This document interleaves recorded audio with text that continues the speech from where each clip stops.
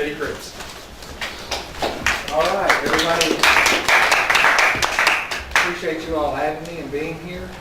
It's like a good class, good full class, and everybody's taking part a little bit of food, which is really good.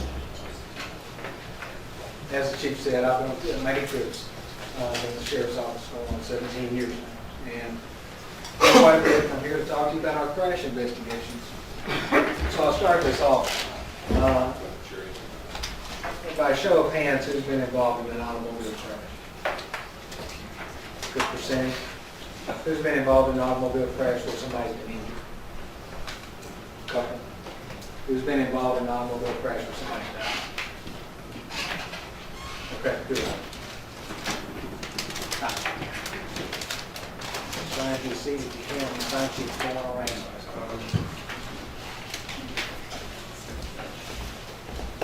Fatality crashes, as I asked a question about somebody who may be involved in a crash, they're quite burdensome for people who've been involved, and oftentimes people never recover from those types of traumatic experiences.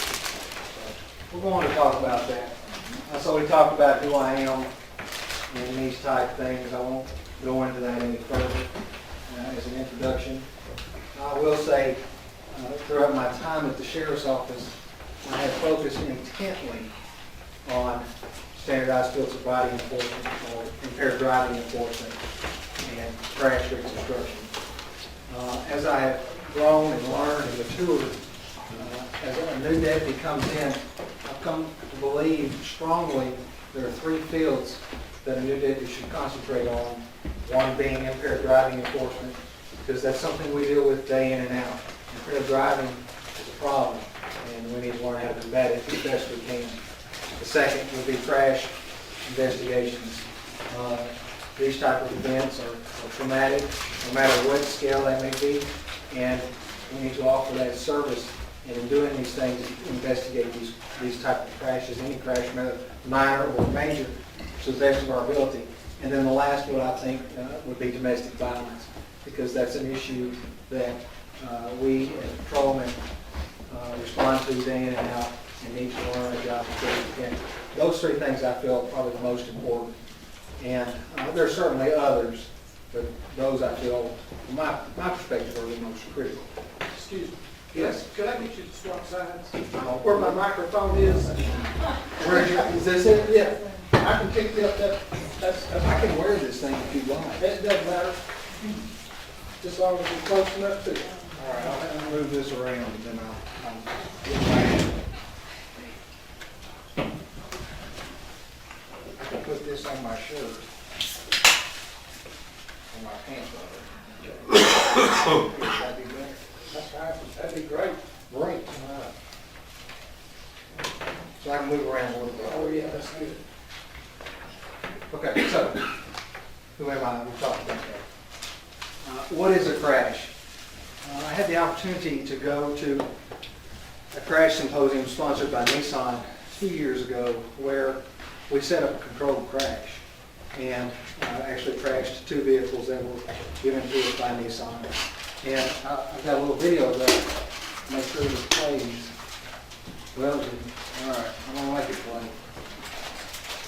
Hope I didn't see all that. Nothing. Happened on my last one. Well, okay, we won't stand over. Anyway, we had the opportunity to go back and we set this crash, and we set this crash up, we collided two vehicles. And in doing so, you could go back and determine how fast they were going, give the crush factor of the vehicles, and make all these scientific calculations to determine it. It's very rare that you can set up a controlled crash. I think everybody would agree with that. Typically, it's a crash that occurs out on the side of the road. There's no warning. If there is, it's very small. And you just don't have the opportunity to set one up, witness it, and then go evaluate it afterwards. I don't know why we were doing it last year. So anyhow, we talk about crashes. What is a crash? We have generic names for crashes. Pile-up, jackknife, a ding, head-on, fender bender, accident, wreck, sideswipe. Anybody think of anything else? What do we call a crash? Generic terms for crashes? Rear-ended. What was somebody said? Foo bar. Foo bar. Yeah, and sometimes those type of things happen. You're exactly right. So we go to the dictionary. What is a crash? To collide violently with an obstacle or another vehicle. For the verb. For the noun, violent collision. Typically one with a vehicle or another with another obstacle. A sudden loud noise. Crashes are done rapidly and urgently, involving concentrated effort, and the adverb, a sudden loud noise. I think we can all relate to that. Oftentimes, we say we had an accident. For whatever reason, as a crash reconstructionist and attending these crash schools, they drill crash, crash, crash into your head. So you'll hear a police officer refer to it as a crash. So we've been trained to recognize it as. And not necessarily an accident. Events occur to create these types of crashes.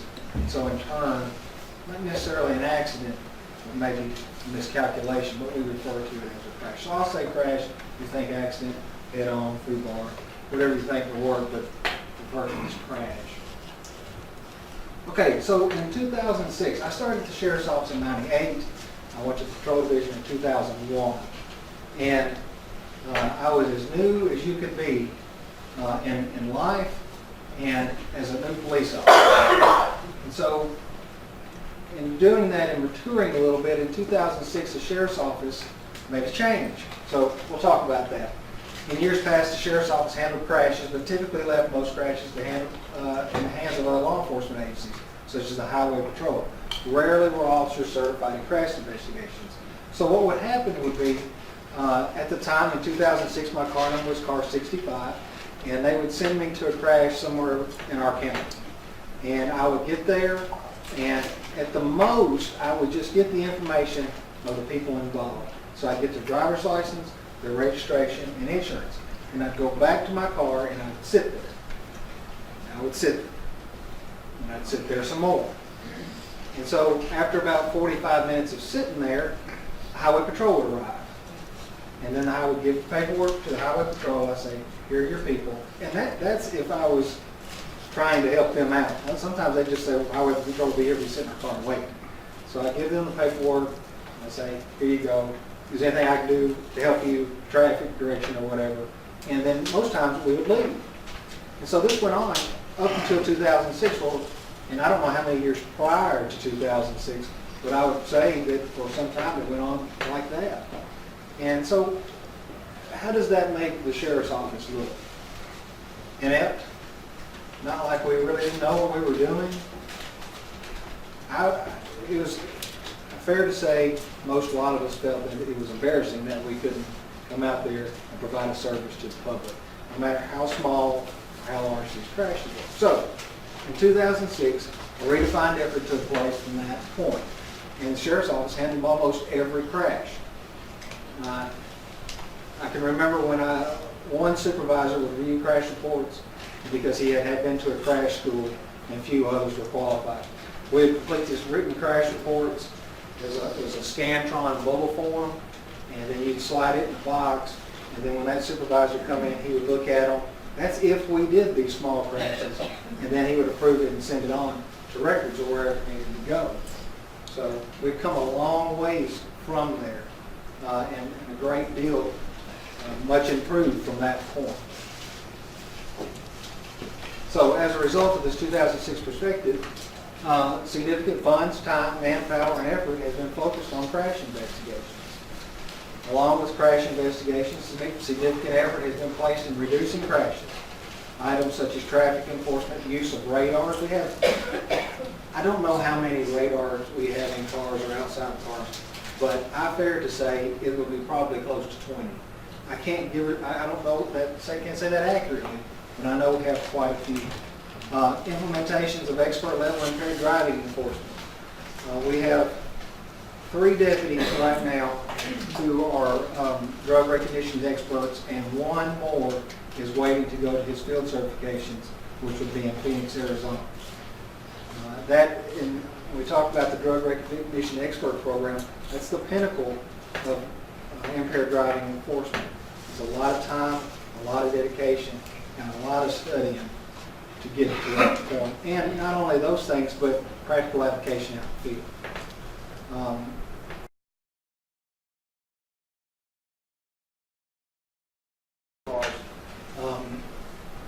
they went to the hospital and were released later, but they'll take them to the hospital and check them out.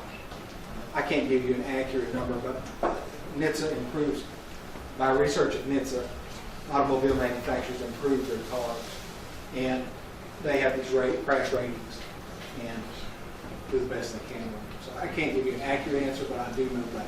Thank you. Yep. Oh, T-bone crashes. Somebody turns in front of another car or hits them door to front end. The T-bone crashes.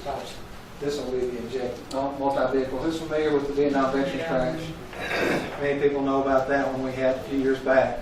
Is that what you're asking for? Mm-hmm. Yeah.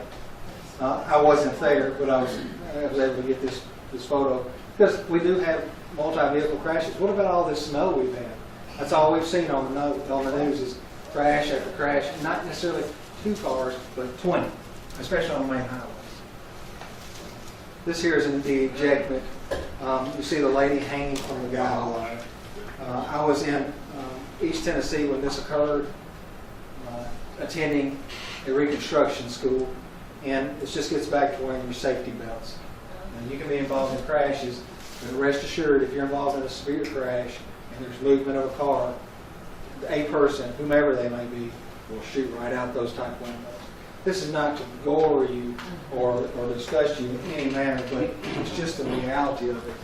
We've been to many crashes, and these type of things occur. This is pretty extreme. How often is that going to happen? Not very often like that. But how often in these type of crashes will people be ejected? It happens. Did she survive? No. So common questions. Why is there so much traffic? You're cruising down the road, and here's this line of traffic 5 miles long. We all hate it. I hate it.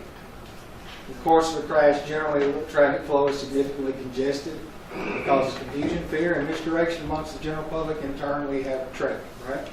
So then what do we try to do? Figure out a way to get away from the traffic. How can I get home from that? Which causes people confusion, misunderstanding. And then you'll see deputies oftentimes wearing these reflective vests to be out there guiding the along guiding the general public along. Every effort is made to facilitate traffic flow and allow a safe return to the destination without disruption. However, it's not always possible. This particular crash right here that I have worked on, we spent several hours with the roadway closed, and people have to go a long way out of the way to get to where they need to be. It's just one of those things that happens. But when you close down the roads and you spend time with the roads closed down working a scene, it just goes to show you we're putting every bit of effort we can into getting the best result of information at that time. Why does it take so long? Well, the crash doesn't take so long. It takes less than 5 seconds from the beginning of the crash to the end, and maybe just a little bit less from the beginning to the final rest of vehicles. Crash investigations take months to complete with countless man-hours and mounds of documentation. It's not a huge amount compared to some files, but it's a lot of information, and it's a lot of time, not just me, but several other officers to get the information. And then, of course, when it goes to the court system, it takes forever. But that's just how that works. Are you able to tell them what kind of homicide that you're working? I have this particular charge here, or this particular crash here is 2 counts of vehicular homicide.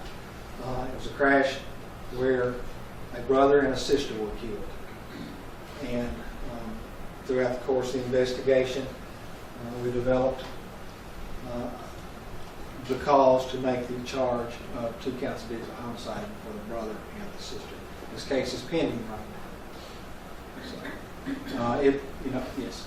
Okay. No, go ahead. Would you say that the fatal crashes generate more documentation than? Absolutely. Yeah, I can go work a single vehicle crash. Somebody hits a telephone pole, not even a telephone, stop sign. And we'll get into the reporting of how we make the reports, but it's a very simple report.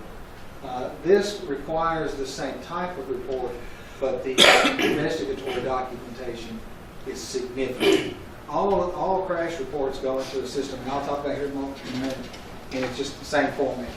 But when you have crashes like these, the investigatory documentation is a lot more time going back, and I talk about it going back and forth to the scene, those type of things. Oftentimes people will ask, what are they doing? Hours of standing in the roadway can lead to answers not acquired by an officer or by looking at photos. To get an understanding of a crash, you must visit the scene or revisit the scene to gather a full understanding of events. I can go out to a crash scene such as this one and look at it, see what I think is right, make notes, go back, or I can sit in a car and go back, I have to get back out and look at it. Because you want to make sure you get the right information, get the best information you have. And I can go back there now, today, if I need to, and still make observations and calculations based on my scene and what I know is at that scene and how I've marked that scene. We talk about marking.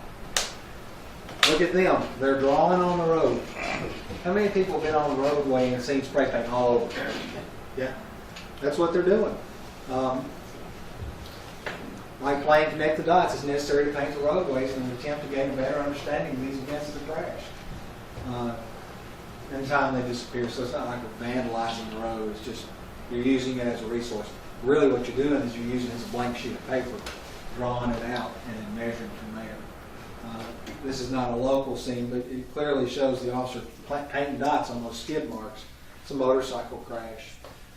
And in doing that, painting the skid marks, he's likely to do a measurement of the skid, maybe a measurement of the whole scene, and he can make a fair determination of how fast that motorcycle was traveling at the time that it may have fallen over or when it skid, and those type of things. So when we're out there with that spray paint, we're not really vandalizing, we're just marking our scenes. All the other times too, we'll hammer nails into the roadway, get a 6-inch nail or so, hammer it all the way in, and then we'll use that for our equipment here, and I'll talk about our equipment here in a moment. So, crash report. What is a crash report? A crash report is a document to generate, provide information about an auto crash. Provides information regarding the parties and vehicles involved, statements of facts regarding the crash, dates and times of the events, insurance information, possible charges. Sometimes the charges blank. The charges box would be left blank in the event that you may not have enough information to include that. And most of the time, there's a drawing, and it's a computer drawing. It's not a hand drawing. We used to do hand drawings. We had our templates and everything, and we draw them out. Now, the software that we use, which is known as Titan, it allows us to direct our own drawings through the provided. If everybody's ever used Paintbrush on their computer, you can do squares and lines, all that kind of stuff. It's similar, but much more advanced for those type of things. Which gives, yes? I've been told by people that own cars that they have a computer that can tell you, that onboard computer in your car can tell if you had the accident exactly how fast you was. I want to talk about it. Oh, It's a vehicle data recorder. yes. And certain manufacturers have those, and certain manufacturers don't. But as vehicles, the newer vehicles are starting to get them. So we'll talk about that. Okay, thank you. Yep.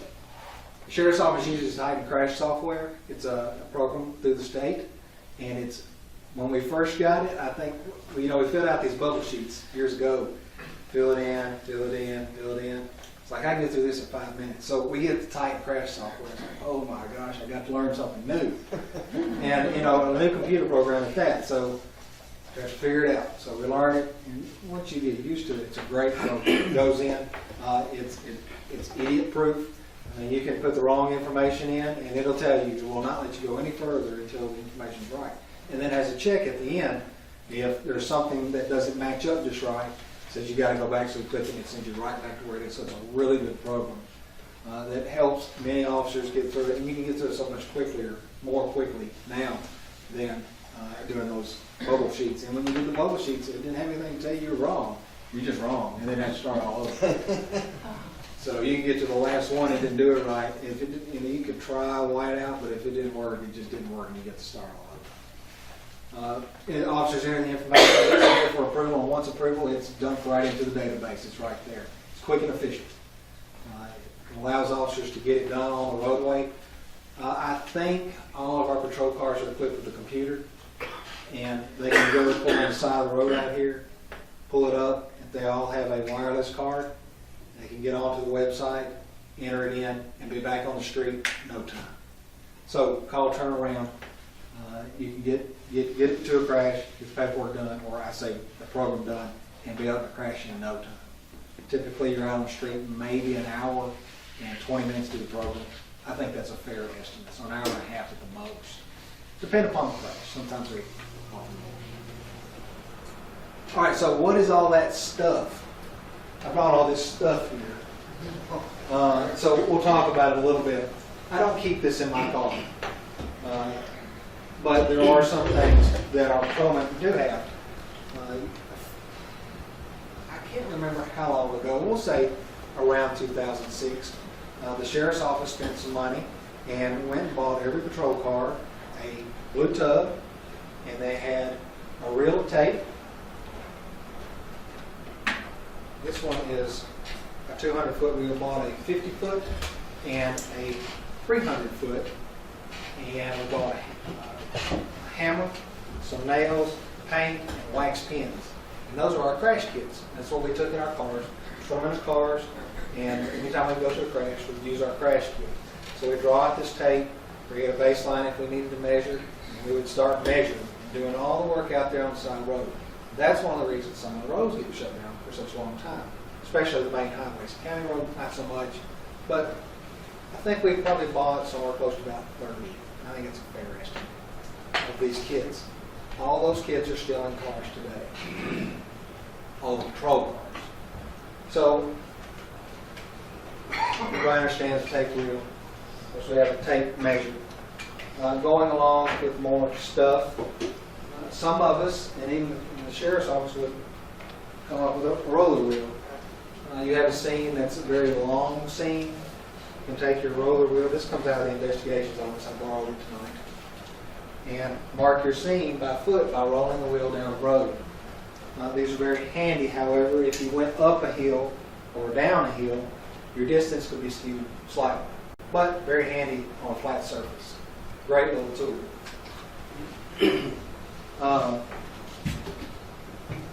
Going further,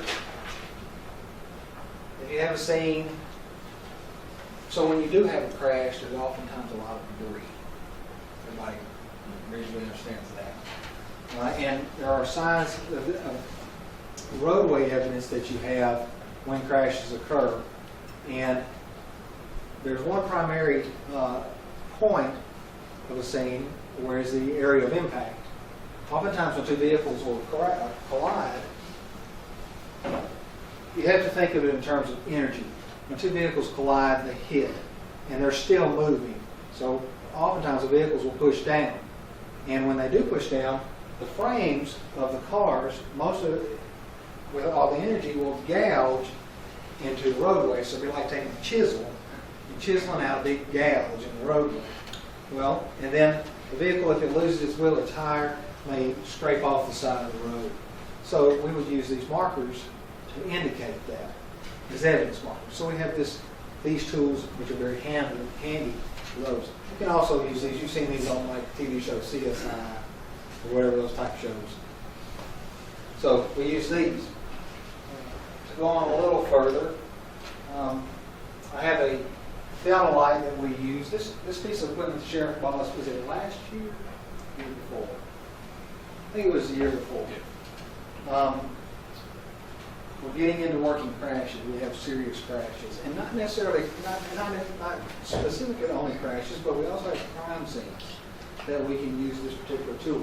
I'm not going to set it up because it's such an expensive piece of equipment, but I will take it out of the box and show it to you. We had a team come from UT, Forensic Anthropology, to train us on use of this particular device. And what you do is, this is the top con, and you set it on this surveying transit or stand, screw it in, level it out, and what happens is it will shoot a laser, okay? So the laser shoots, and what it hits is a prism. So when I talked about driving a nail into the roadway, that might be my reference point 1. So I place my transit over reference point 1 and leave it there, okay? So this swivels, goes up and down, moves all around. And when I do that, it's there. Let me place it back. I try to be very cautious when playing with this. So we set our reference point, and then we have a man or men or women, whoever, they'll go around and they'll place this prism in different areas. Okay? So I stand here, make sure it's level, look across the top of it, got adjustable height, and adjustable height for this. It shoots this laser, it hits this. I can take the cap off. You can all see it's just there's a prism lens in there. So it hits the prism lens, and then it'll mark the spot that's directly on the ground. I talked about identifying marks in the roadway. This is what we would use to sketch out the roadway. So you have a 2-lane road, you mark all the fog lines, you have the passing center line, and any evidence in the roadway within your scene. You can mark telephone poles, fence lines, anything. It's a very handy piece of equipment.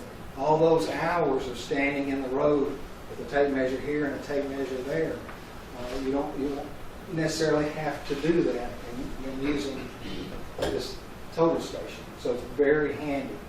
The Sheriff's Office spent some serious cash in trying to set this up for us so we could provide a better service. And I tell you, it's one of the best things that we've done thus far in using these type of equipment. It's very scientific. Those people that came from UT, from Forensic Anthropology Unit, they know their stuff. And they spent a lot of time with us in working and familiarizing themselves with that. So it's very handy. Everybody kind of understand the concept? In turn with the total station, we have a data collector. This pairs, this is like a little computer, and it pairs with the laser. So if I'm out on the scene, I push a button, it shoots. And then in return, it plots out my scene. So I can look at my scene on a lens or on a screen here and know what my scene looks like. And I can identify it. And then from this point, we take it load up on a small computer or a laptop computer, and you can go out and you can add roads, you can put grass, trees, fences, all kinds of stuff. So it's a very handy piece of equipment. It's been very helpful. Yes. So, like, not all counties then are fortunate enough to be able to take their reporting to this level. No. I wish that I could say that they were. But this, there are some counties that we have a large sheriff's office. I don't know, 350 employees. 300 plus. Okay. So jail patrol, we have a very large sheriff's office. We have a very large county. I think we're 5th in the state, size-wise, something like that. There's a county right next door to us, Trousdale. They're very small. And fair to say they can probably do all they can to pay their officers, much less buy sophisticated equipment to help them along. Sure, if they needed us, we'd go help them. It works well that way. For whatever reason, you see TV shows where the city and the county don't get along. And that's those stereotypical things. This county and surrounding counties is a great working network of law enforcement agencies. Case in point, I remember when the tornado came through here, Wilson County sent, 25 or so deputies over to help us. We all work so well together. But back to that, yeah, we're very fortunate. And I'm so very grateful that we have the resources to do the best that we can do with what we know to do. So. Do any of the cities in Sumner County have it, or is this strictly a sheriff? Gallatin has one. I don't know about Hendersonville. I think they do. Okay. Hendersonville does? Yes. Okay. They have that and a 3D. Okay. Anybody else that you know of? Probably not Portland, Millersville, Westmoreland, White House? Not that I know of. Okay. So us three, Gallatin, Hendersonville, and the sheriff's office. talked about the books, so we've got all that. So what is all that stuff? That's kind of what all that stuff is. So. Okay, so you asked about event data recorders. This particular crash here that I have, fortunately both of the vehicles had event data recorders. So they gave us some very reliable, good information. Has anybody else heard of an event data recorder? Heard them on airplanes, right? Yeah. Every commercial motor vehicle has them. Is that right? Okay. What? And they can give you a whole Tractor trailers host. have them. Anything 2010 and newer has them. They can give you a whole host of information. Let's get. Is it something you plug into, like when you go to It's a little. the Emissions. emissions thing and they plug it in? Is that where you plug it in? I don't think it's there. I've not had. No, it's I not. have not had to be with one being done. Normally, it's just a small box of information, normally located in the console area or even under a seat. The Highway Patrol does ours. Well, for this one they did. We don't have the software to do that.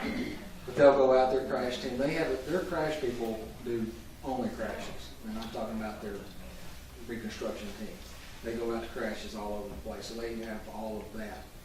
And they'll, at our request, they'll come out and get that information for us, and it's just a matter of unplugging, plugging in, then it downloads into the computer, and they prints out a little booklet, if you will.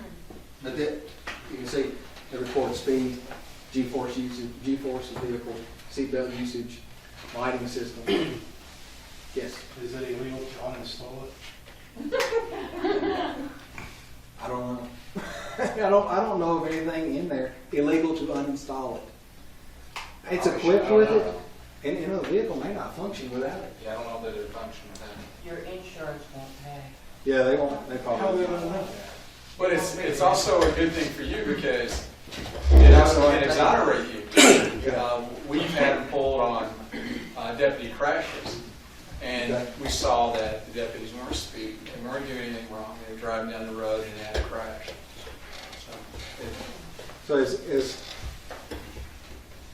What vehicles have it? there's these two. This one's a General Motors and a Ford.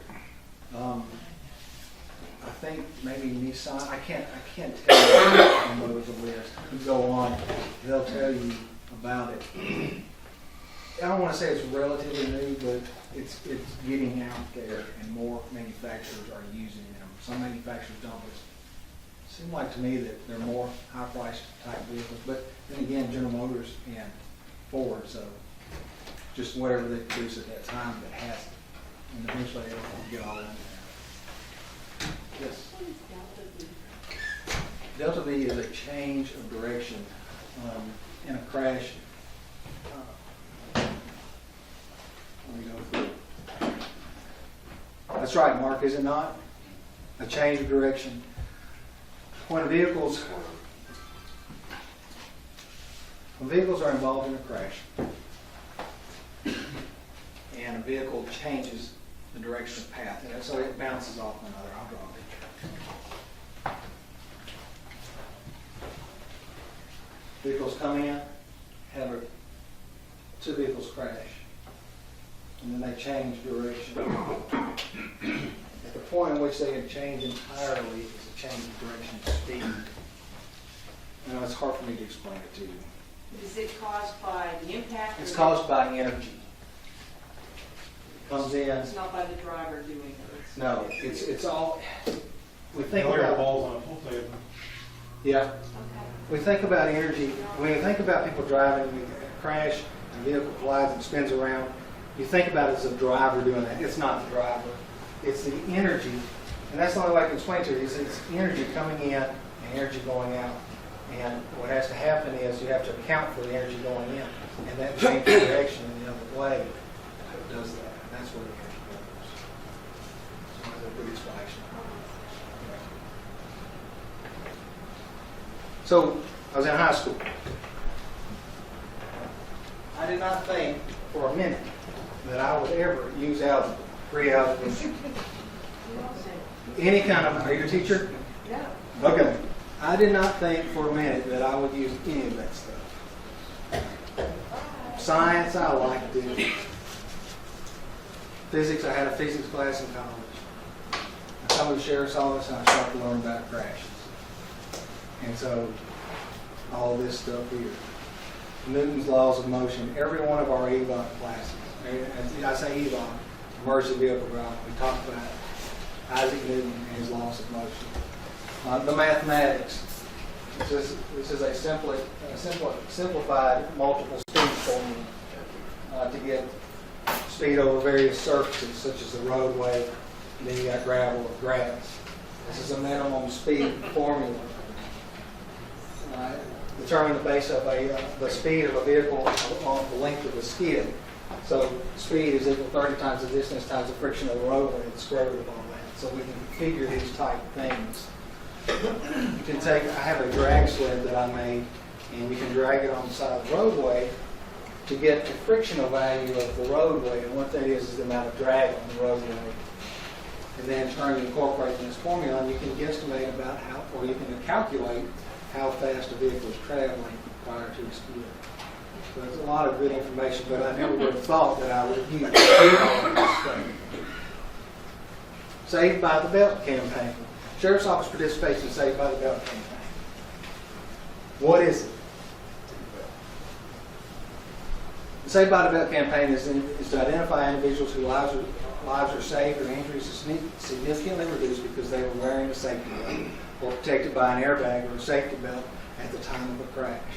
It's just kind of an incentive for the general public. I was involved in a crash. I had my safety belt on. Had I not had it on, I could be hurt badly, but I had it on to do well.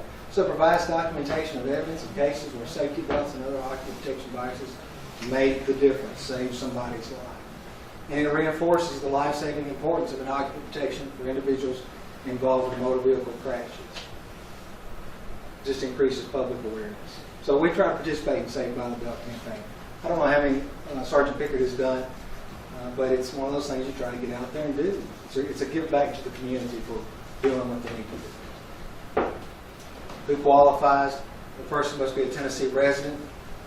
Any person or their spouse and children involved in a motor vehicle crash whose lives are saved, injuries reduced as a result of wearing a safety restraint or an airbag or safety belt.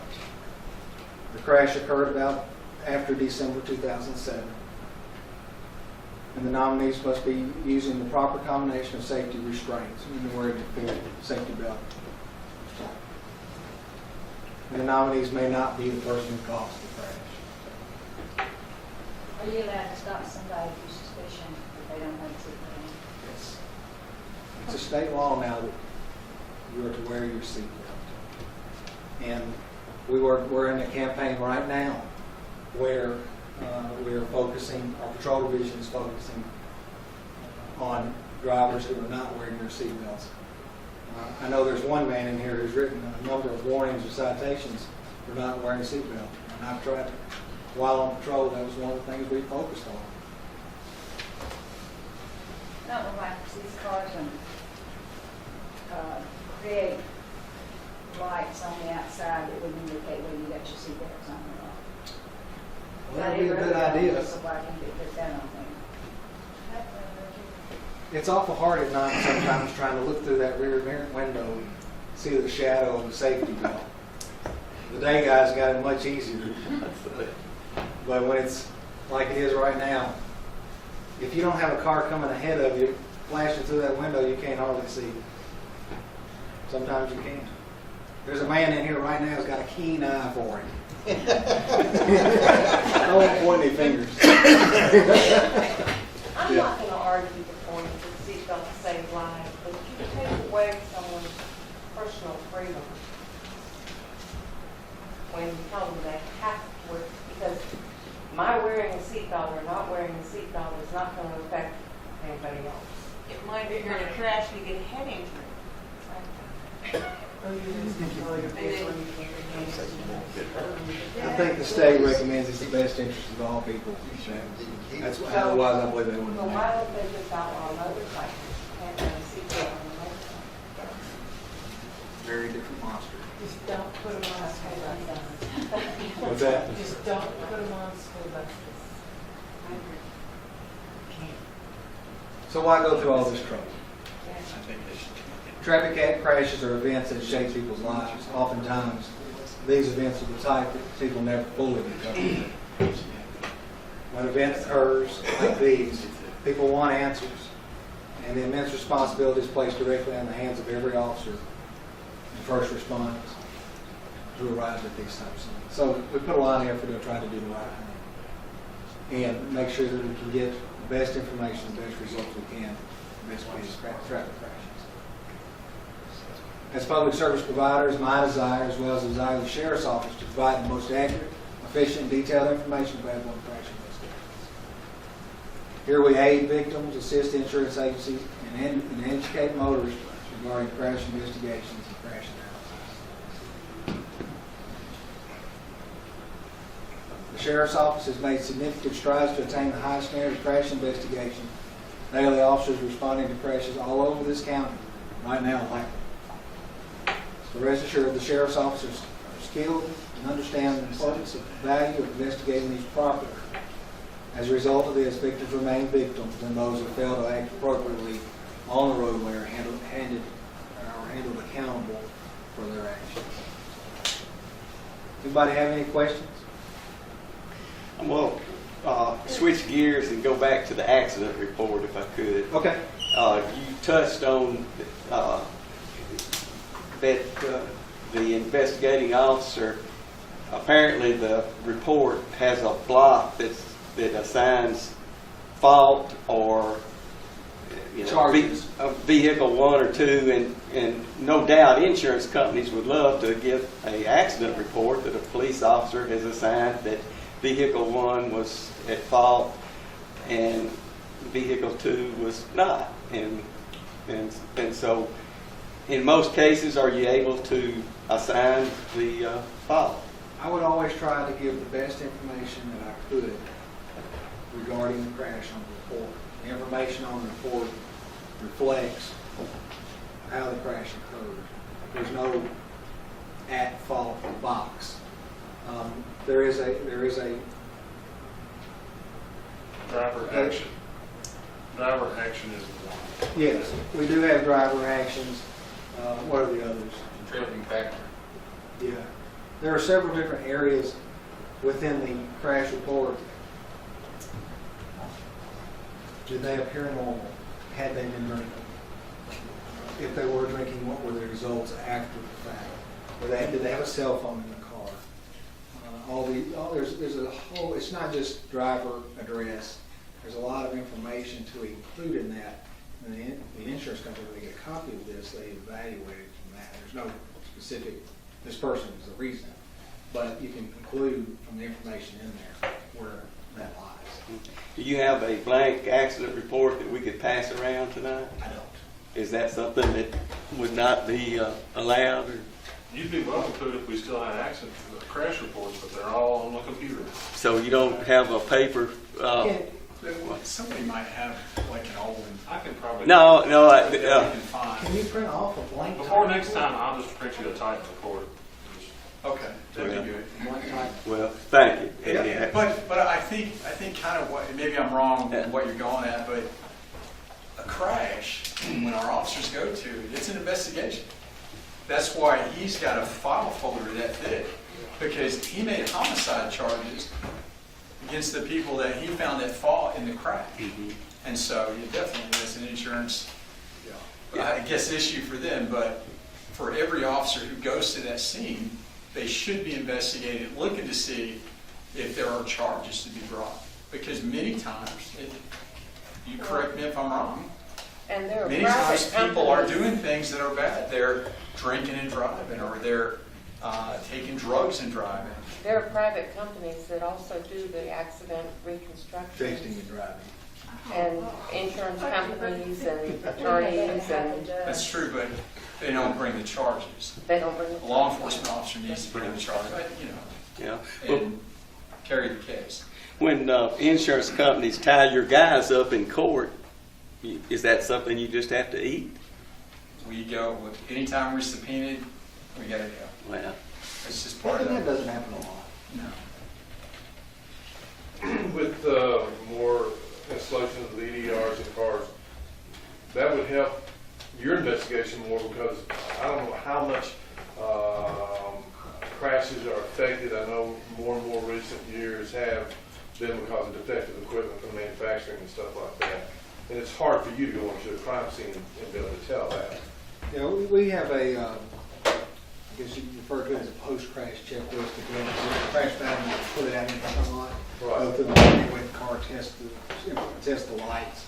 And if they're not able to do that, we can send it off to the TBI and they can test all that type of stuff. Sure, it's handy. It doesn't have everything that we need, but it has quite a bit. And there's just other small particulars that we, tire pressure, they don't have sensors in that kind of thing. Are you required now to pull somebody over if you catch them texting and driving?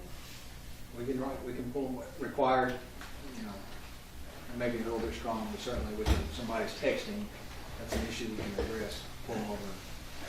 Can't take them for that? Yeah. Not required, but it's certainly options there. This traffic around If you I guys see all stop people driving the steering wheel, you know it's texting. text. here. Well, see, I would say that you're not wearing a seatbelt. Maybe you'll be surprised. Parents who come out of elementary schools if they're good way to make.